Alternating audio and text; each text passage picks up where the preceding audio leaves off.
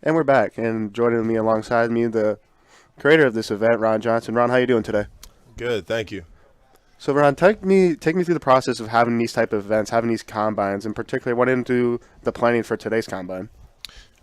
We've been working collectively together with the Big 33 and PSFCA over the past 2 years to try to bring the best experience for our high school athletes in the state of PA. So, to be able to come out and have streamlined recruiting, to be able to provide a combine and give them opportunities to have college coaches come out, national ranking services come out too, and take a look at our kids. They get a first look as to what a college combine or almost like a pro day would look like. So testing them in the L drill, broad, shuttle, vert, 40-yard dash, everything. Just giving them that opportunity to showcase their skills to the college coaches and everyone. That way they can also share their information. Obviously, you guys do an awesome job with the live streaming. We can share that with college coaches and anybody across the country, really. But to be able to come out and see some of the awesome talent that we have, not just in central PA, but also in the eastern parts in Allentown, Philly, out in the west, western PA, out in Pittsburgh, but across the state before we have our big showcase where we have the top 100 performers come back over the Big 33 weekend. Yeah, and you mentioned about coming to eastern part of PA in Allentown. You'll be there at JBC May 7th that weekend. So take me through the Rising Stars Football Academy. How have you watched this grown over the years, and what do you hope to eventually get there with this academy? So Rising Stars Football Academy, this is our 13th year. The whole idea of this is, when I was in college, I would work some national football camps that would come up to Shippensburg. And at that time, they didn't really allow us to coach. We did some of the grabbing water, ice, different things like that, just helping out the coaches in that sense. But that was my real practical experience to say, as soon as my football days are over, no matter how far I go, obviously the goal for me was to play in the NFL. But I knew that whenever I was done playing, I wanted to start my own football camp. I wanted to have a full-scale football camp where it is 6 a.m. till 10 p.m. We have 2 practices a day. We're going through student-athlete development. You're getting a real full college experience of what it's like to be a student-athlete on a college campus. Not just that, the most important part is for me is that I wish I did a lot different, a lot better in the classroom in school. I could do anything on the football field, basketball court, or on the track. And that's not to brag or boast. I just was a gifted athlete, but I did the minimum just to get by in the classroom. At 42 years old, that's something that I still regret, but I can't change that. But my purpose in life is to share with kids to just do the right things in the classroom, work hard, be a leader on and off the field, and opportunities will present themselves if you're doing the right things in the classroom. That's what comes first. Then from there, yes, work hard, push yourself, do the best that you can, be a leader with your team, your teammates, and success can be right in front of you. But the most important thing is we focus on academics, student athlete development. So we are bringing in speakers to talk about educational requirements, what it takes to get a scholarship at the collegiate level, Division 1, 2, and 3. We have people come in who are experts to speak about qualifications. What type of SATs college coaches are looking for, what type of attitudes college coaches are looking for, the body language, all those things that make you a well-rounded student athlete. We educate our athletes at our camp about. And that's what we love most. But on the field too, at practice, it is very tough. This is not a camp where you just drop your kids off for the week. This is a camp where it is pro college style practice, where you're going individual groups, you're going inside run, you're going 7-on-7s, 1-on-1s, team. We even condition at camp. So why do we condition? It's because you have to be physically and mentally tough. So at the end of the game, when you're exhausted, when you're tired, you got to be able to think clearly and push through and win the game and be a leader on the field. So we have many components to our camp. We bring in college coaches to assist us. We bring in some of the college players from Division 1, 2, and 3 to be actual coaches as well. Coaches from Division 1, 2, and 3 levels coach at our camp. And we also have current and former NFL players come in to coach at our camp as well for our guest coach days too. So we have an awesome team as far as this wouldn't be possible without the staff and the awesome coaches that I have to be able to put this event together, but also our main football camp. That's why we're going into year 13. But we do this because we want to educate the kids, but this is something that we love. Is the awesome game of football has taken me all across the world and given me opportunities, and I want to try to provide the same opportunities for our young student athletes. You mentioned earlier, you took a question right out of my mind with how important it is for the players to perform in the classroom, and obviously you said you have your regrets about not getting the bare minimum just to stay eligible for practice. Is that something like you often mention when you come to your football camps, that like you got to take care of your stuff off the field and in the classroom and stay out of trouble as well? That way, because these coaches are aware of like what goes off on the field. Like you could be a very gifted athlete, but they don't want you to take you to your program if you're not well-rounded student athlete and you're not well behaved. Absolutely. So before these guys leave today, no matter how hot it is or how tired they are, they will hear that from myself and every single coach that's on the field as far as just doing the right things. You know, there's probably a few weeks left of the school, right? The weather's changing. Everybody wants to be outside. It's hard to focus in the classroom. Guess what? You can't coast and just finish, mediocre here. You have to finish the year strong. Mm-hmm. You're not going to finish a football game going through the motions. So have that same attitude in the classroom where, even if you're struggling or falling a little bit behind right now, you still have time to improve your grades and finish the year strong. So they will hear that from us. We talk about doing the right things in the community. We talk about doing the right things on social media.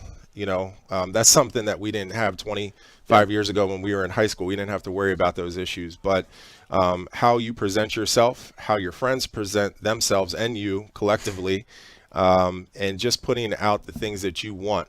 Approach each visit in college as it's an interview.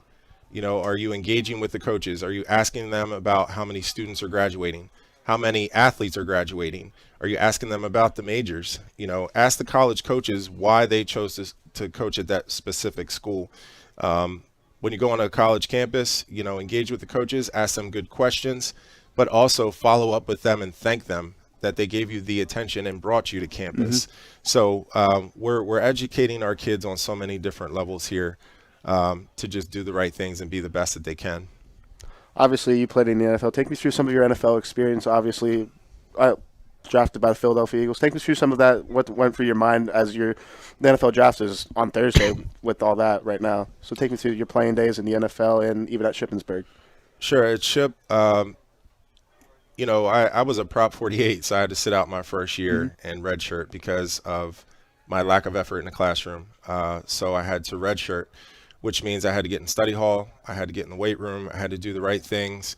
Then finally getting onto the field as a redshirt freshman, I felt right away that, I have a chance to be very successful at this level. I had aspirations of playing higher. I went on visits to Division I schools. Mm-hmm. However, when those college coaches looked at my SATs, my GPA, very questionable, and I just wasn't a qualifier grade-wise. Mm-hmm. That was because of lack of effort and doing the right things in the classroom. So going to Shippensburg, just working hard, pushing myself to be the best that I could. Got all conference honors every year. Hall of Famer there, all that stuff. But the most important thing I tell people is, I'm proud of the things that I did and the teammates that I had and the coaches, Coach Reese, Coach Sean Spencer, guys like that took a chance on me. I appreciate everything that I learned from them, but the most important thing from Shippensburg is I graduated with a degree in speech communications, which has given me the opportunity to speak to these athletes, to travel the country a little bit, share my story, but I tell people it's not about me, it's about them. And I just hope that people can take little bits of my story and apply it to their life to motivate them, to push them to do a lot harder, work harder, and be successful. So graduated from Shippensburg, was undrafted 2003, went home and just worked very hard to prepare myself mentally and physically. I was told that I could go rounds 4 through 7. And, we were talking with different teams. And unfortunately, the last name of the draft was called, and it wasn't mine in 2003, but the phone rang, and it was Mr. Jim Monis. Mr. Jim Monis said, "Hey, Ron, you still want to be an Eagle?" And as big as I was, 6'5", 270, I just dropped the phone, and I was just crying like a baby. And it's okay to do that because I was proud of the achievement, to know that I had trouble getting into school because of lack of effort, and just helping to turn my life around, and the mentors that I had, my parents, my family, just good people helping me at all times. I became a man in 3 years. So 3 to 4 years, a lot of hard work at Shippensburg led to those opportunities. So getting into camp, I realized quickly that this game was a lot faster at the next level. I definitely felt like I was big enough, strong enough, and fast enough, but everybody at that level is fast. So you can have guys that are 300, 325, 350 pounds. Those guys can move with linear lateral speed, but you have to be a student of the game and learn your playbook as well. So I worked very hard in the preseason, did very well, got some sacks against some guys that, I was watching on TV on Saturdays. First game was down in New Orleans, played in the Saints Stadium, up to Patriots Stadium, played there for the second game, played against the Jets, and just found that I belong here. I know I can do it. Yeah. And it's not, again, to be cocky. It's just you got to believe in yourself and know you're a pro now too. You have to act like that. Yeah. So that's how my career started with the Eagles. I actually got released for a day after making the final cut, brought back to the practice squad. And my focus was getting into that locker room, that I have another chance. I have another opportunity.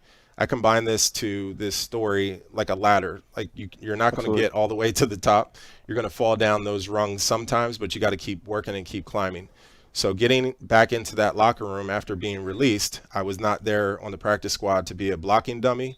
My opportunity was right in front of me. I just needed to continue to push and work hard and know that my hard work was not going unnoticed. So week 3 or week 4 of 2003, I was promoted to the active roster. First game was in Dallas Stadium.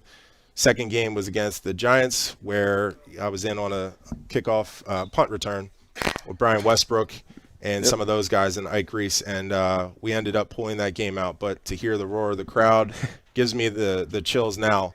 But running down the field, knowing and reflecting while you're running that, you put yourself through so many things. You didn't have to make it so tough on yourself to get to your ultimate goal. So that's how my career started with the Eagles. And after 2 seasons, I suffered a career-ending injury, and I got right back into coaching camps. And this is how Rising Stars Football Academy started. So, final, what would be if someone came up to you and says, "I'm hoping to achieve my goal of eventually going playing at a collegiate level and then eventually maybe even going to the NFL level"? What would be your message to them if you can give them one piece of advice? One piece of advice is, again, work hard in the classroom, do the right things, be a good person, be a good teammate, be a good son, be a good brother. Just work hard and do the right things. Push yourself to the limit. One thing I can reflect on is when I would be out there running sprints, when nobody was watching, I would always challenge myself. I can do one more, I can do it faster. When we're running gassers, whether it was York Catholic at Shippensburg, I'm going to be out in front and I'm going to finish first, because that's the standard that I held myself to. And if I didn't cross that line first, then I wasn't giving my best. But I just had that switch, and I had that relentlessness of just wanting more, no matter how I felt. There's going to be days where you feel bad, you feel sick, you feel tired. If you push through those days, that's what's going to help shape you to become a leader and just a tough person for the rest of your life. You got to just work hard and push yourself, and just know that hard work is not unnoticed. People can see what you're doing and how you're acting. But as coaches, I'm always looking for my leaders. I'm looking for the guys that are putting in more work, the guys who are there first in the gym, the guys who are last to leave. Because that reminds me of myself, just wanting more and pushing myself to get to my ultimate goals and dreams. Thanks, Ron, for inviting us, and thanks for coming up to speak with us. Thank you. Can I mention a few things, Yeah, a few absolutely. events here? So May 7th, we have our Allentown William Allen Combine. That's up in the Lehigh Valley, so we're looking forward to that. You can register on our website at risingstarsfootballacademy.com. Awesome talent in that area, but we welcome kids from all over, participants from all over to play if you are 2023 through 2026. Then we have our Hempfield, Western PA location out in Greensburg. That is May 21st. So we will be out in Western PA in the Pittsburgh area for that. You can register. Again, risingstarsfootballacademy.com. May 28th, we have our showcase with our top 100 performers. So some of our top athletes from today, from the next 2 combines, we invite the top 100 back to the Big 33 weekend for our elite showcase. On May 30th, we are actually having our youth clinic. So that will be the day of the Big 33 football game. So we wanted to do something for the younger guys, the little guys, to be able to get out, have some fun before the Big 33 game for about 45 minutes. And we're talking youth level, so ages all the way down, I would say 5 or 6 through 9. That's the first group. Second group, we're going to do the older guys, 10 to 13. But again, it's a chance for them to get out, work on some skills, some techniques, have some fun. Go to the fan village, have some amazing food from the truck vendors, from the food trucks, be able to hear some bands, and then ultimately just watch some of the best top talent, the top PA players versus the top Maryland players at the Big 33 Classic. So we are excited about that. And again, we invite some of the younger athletes to come out. We wanted to have something for them as well. Then July 3rd through the 7th is our main camp at Millersville University, Rising Stars Football Academy. And again, you can register for that on our website at risingstarsfootballacademy.com. Practice in the morning, practice in the afternoon, student athlete development at night. You will have your door knocked on at 6:30 in the morning. You're getting to breakfast. You're going to the first practice. You're going to lunch, second practice.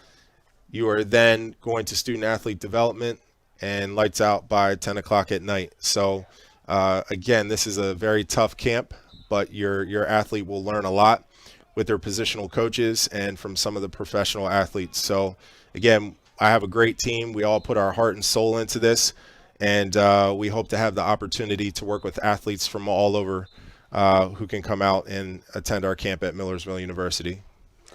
Thank you for joining us, Ron, and thank you guys for putting together this camp and inviting D11 here. Thank you for having us. And we'll be right back after a short commercial. Thank you.